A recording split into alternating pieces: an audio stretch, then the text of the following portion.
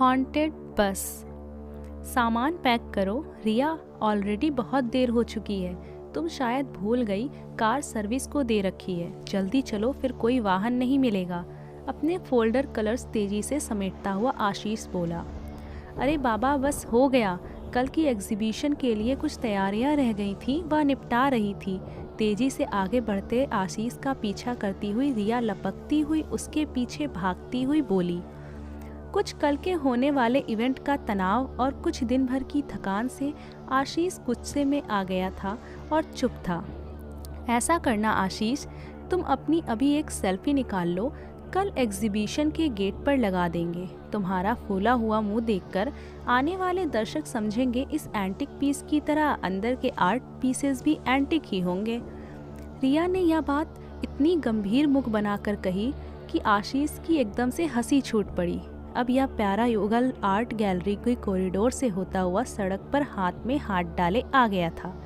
आशीष और रिया की मुलाकात फाइन आर्ट्स में डिप्लोमा करते हुए हुई थी। बेहद प्रतिभाशाली दोनों एक दूसरे के गुणों से जल्दी ही अवगत हो गए और अपनी पढ़ाई के पूरे होते होते दोनों ने साथ जीवन बिताने का फैसला कर लिया था।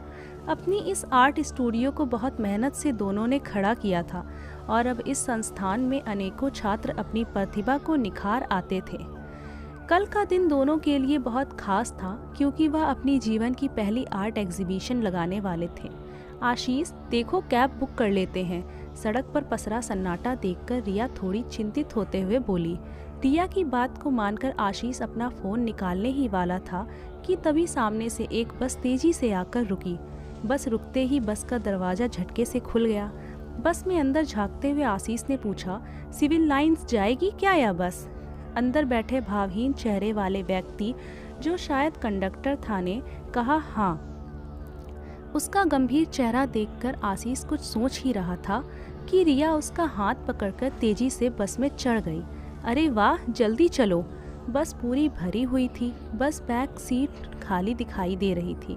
दोनों तरफ की सीट के बीच बनी लेन से गुजरते हुए दोनों पीछे तक जा पहुँचे। उस लेन से गुजरते हुए आशीष ने एक बात महसूस की कि सभी के चेहरे नीचे झुके हुए थे। पीछे बैठे हुए आशीष ने जब यह बात रिया को बताई तो वह बोली, रात का समय है, ज़्यादातर लोग सो ही रहे होंगे। उनके बैठते ही खट की आवाज़ से मेन डोर बंद हो गया और घड़ी की आवाज़ के साथ बस चल दी। रात गहराती जा रही थी। रिया के साइड में बस एक करीब 10-12 साल की एक लड़की बैठी थी। रिया उसको देखकर मुस्कुराई, लेकिन वह पत्थर की तरह बैठी रही। उसकी मासूमियत बरबस रिया का ध्यान अपनी ओर खींच रही थी। कला की पारखी रिया उसे जल्दी से जल्दी अपनी ड्राइंग शीट पर उतारना चाहती थी। थोड़ी देर शांति रही। बस भी तेजी से दौड़े जा रही थी। लड़की को सपाट अपनी तरफ देखते देख रिया उससे बात करते हुए बोली, हेलो बेटा, आप अपना स्केच बनवाओगी? लड़की अब भी शांत थी। हाँ, उसने हाँ में सर हिला दिया था। धीरे धीरे बस में अजीब सी आवाज़ें आने लगी, जैसे कि शायद कोई रो रहा था। धीरे धीरे आवाज़ बढ़ने लगी। घबराकर आशीष ने अपने से थोड़े आगे वाले यात्री से पूछा, जो सिर झुकाए बैठा था, क्या हुआ? ये कैसे आवाज़ें आ रही हैं? जैसे ही उस व्यक्ति ने सिर उठाया, उसका आधा चेहरा जला हुआ था। देखकर रिया की चीख निकल गई। वह व्यक्ति बोला, शायद आगे किसी को कोई चोट लगी है, इसलिए रो रहा है।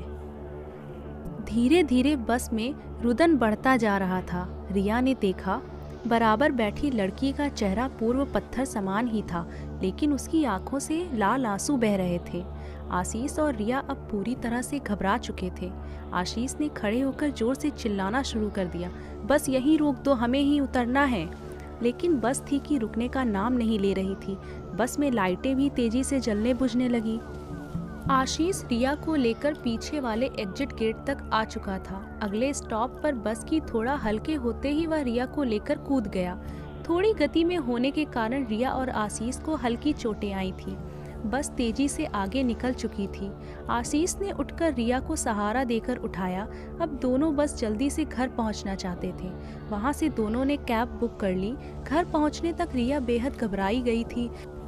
आशीष ने उसको कॉफ़ी और पेन किलर देकर सुला दिया। गिरने से उसे खुद भी बहुत जगह चोट आ गई थी। वह भी पेन किलर खाकर सोने की कोशिश कर रहा था। लेकिन बार बार रह रहकर उसे बस की वह घटना याद आ रही थी। सुबह नाश्ते की टेबल पर दोनों बेहद शांत थे। रात की घटना से अपना ध्यान हटाकर आज के अपने बहुप्रतीक्षित इवेंट में ध्यान लगाना चाहते थे। बस आशीष यह बोला, वह कोई साधारण बस नहीं थी, वह जरूर हॉन्टेड बस थी। रिया हंस पड़ी, अरे तुम कब से बातों को मानने लगे? लेकिन आशीष अब उसकी किसी बात का उत्तर देना नहीं चाहता था। आर्ट गैलरी जगमगा रही थी। आशा के विपरीत अप्रत्याशित भीड़ को देखकर बहुत खुश थे। आशीष दौड़ दौड़कर सब व्यवस्था देख रहा था। रिया आए मेहमानों के एक समूह को किसी आर्ट पीस की विशेषताएं बताने में मगन थी। तभी उसने देखा वह बस वाली लड़की उसकी तरफ आ रही थी। उसको देखकर रिया तेजी से उसके पास गई। तुम यहाँ कैसे? पूछने पर वह लड़की बोली, आपने ही तो कहा था कि तुम्हारा स्केच बनाना है, तो मैं बाबा के साथ आई हूँ। अरे बुलाओ बाबा को, कहाँ है? रिया ने एंट्रेंस की तरफ झांकते हुए कहा। वह मुझे छोड़ गए हैं, आप तब तक मेरा स्केच बनाइए, अभी आते होंगे। रिया बोली, अच्छा आओ बैठो, कहकर उसने अपनी एक स्टूडेंट से लड़की के लिए चॉकलेट लाने को कहा। उसने आशीष को भी मैसेज कर दिया कि वह वहाँ आ जाए। वह जल्दी से जल्दी आशीष को दिखाना चाहती थी कि देखो यह लड़की आई थी। आशीष मन में उस बस के लिए गलत बात पाले बैठा था। रिया उस लड़की को बिठाकर स्केच बनाने लगी। मैडम यह चॉकलेट किसको देनी है? चॉकलेट लेने वाले स्टूडेंट ने जब रिया से पूछा तो रिया बोली, अरे इस लड़की को, और उस लड़की की तरफ मुंह करके बोली, अरे बेटा मैं तो आपका नाम पूछना ही भूल गई।